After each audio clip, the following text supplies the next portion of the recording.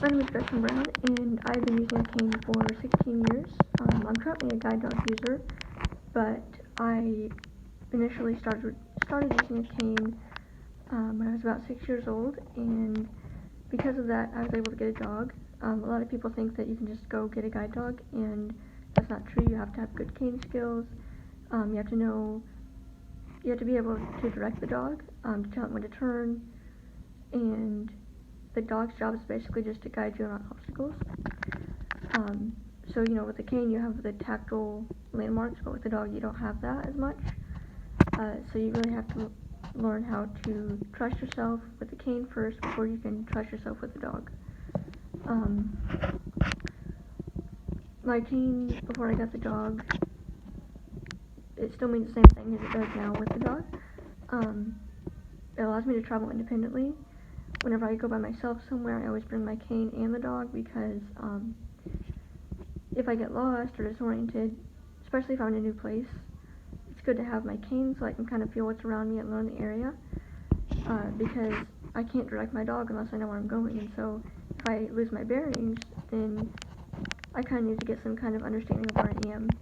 And there's a lot of different apps that are available now that you can use, like Be My Eyes or the Aira app, and it's basically like you FaceTime someone and they can see what your camera is seeing and they can explain to you like what's around you. It's for blind people, but the volunteers are all sighted people.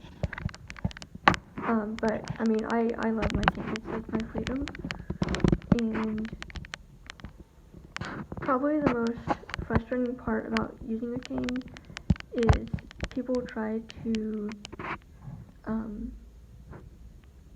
either they ignore you because they don't know what to do as a blind person. They kind of panic, or they want to help you too much. So, like for instance, sometimes people will try to walk in front of me with my cane, and that doesn't work because I have to kind of feel what's in front of me, and if they're blocking that, then I kind of miss certain obstacles. Also, sometimes people try to come up and grab my arm with my cane, and they've done this with my dog too.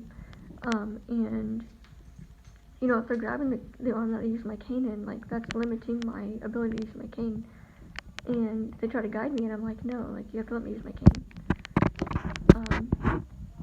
But yeah, I mean the cane is freedom, and I like that I have both options, so I can maybe if I go to somewhere I don't want to take the dog, like a crowded place, like a ball game or something, or a concert, or sometimes my dog is sick, like I still have the choice to use my cane, and I'm still just as independent with the cane as I am with the dog.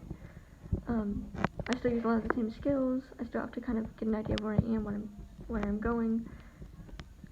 It's different, but you use a lot of the same skills. And I think when I went to get a dog, my goal was to walk faster than I did with a cane, and that's happened to me. But I still rely on the cane a lot throughout my daily life, especially in new areas. Just because, a dog does make mistakes, and sometimes my dog decides not to work sometimes, and so I just have to heel her and use my cane, have her walk beside me on leash, and just go with it. But yeah, my cane means a lot, and I don't know what to do without it. A lot of people see the cane as the ultimate symbol of blindness, but I see it as freedom because, we don't have to have a sighted person right next to us all the time, like you do whenever you have a guide, like a person guiding you, you have to have that person in front of you. And with a cane, you can just go. You don't have to have anyone help you. And, you can go anywhere. You can go on trails, you can go, anywhere that you'd want to go with a cane. There's different uses for it, like, you can see how deep something is, like, for example, if I go into, like, a pool, like a friend's pool or something, and one of those in-ground pools, I use the cane to kind of figure out where the deep end is and where the shallow end is, because I can't see that, so the cane helps a lot. It also helps a lot with the snow, because, even with the dog, like, sometimes, it's snowy, so she can't necessarily see what's underneath the snow, so sometimes I use my cane to just kind of dig through the snow to find landmarks.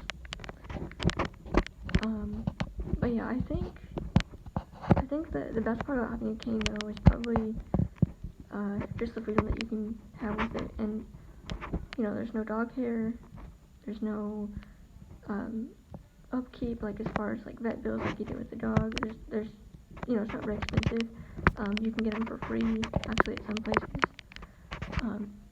You know, you can get them in different styles, like colors, and I know a lot of people, you can do like teams and team sports and all that stuff you want on them, like logos and everything.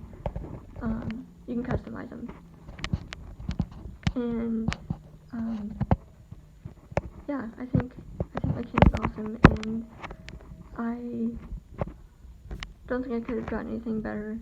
If I would have started using a dog before I had the cane training, I think I would have been in trouble. Just because, you know, I wouldn't have known like how to find certain landmarks, or how to cross the street straight. That was a big problem for me when I got the dog. I feared, and I feared with the cane as well. But now since I've gotten the dog, I am able to take my cane and walk a little bit of a straighter line than I normally do. But yeah, I think if I wouldn't have the cane, then I wouldn't have been able to make it with the dog. So the cane means a lot to me. I've only had a dog for about a year and 3 months.